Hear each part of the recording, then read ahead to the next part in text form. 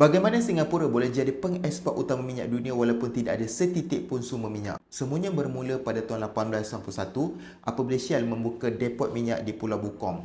Menjelang 1961, Shell membina kilang penapisan pertama di pulau itu dan ini merupakan permulaan Singapura dalam industri penapisan minyak. Singapura memanfaatkan lokasinya yang strategik di persimpangan laluan perdagangan utama di antara Timur Tengah dan juga Asia Timur.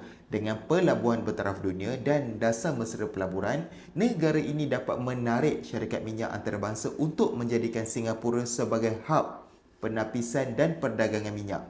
Pada tahun 1995, Singapura memulakan projek pendabakan tanah untuk membentuk Pulau Jurong yang kini menempatkan lebih 100 syarikat minyak dan gas antarabangsa. Pulau ini menjadi pusat industri petrokemia, memperkukuh kedudukan Singapura dalam rantaian nilai minyak global. Hari ini, Singapura mempunyai kapasiti penapisan sekitar 1.3 juta tong sehari dan mengeksport produk petroleum bertapis bernilai hampir 57 bilion setahun.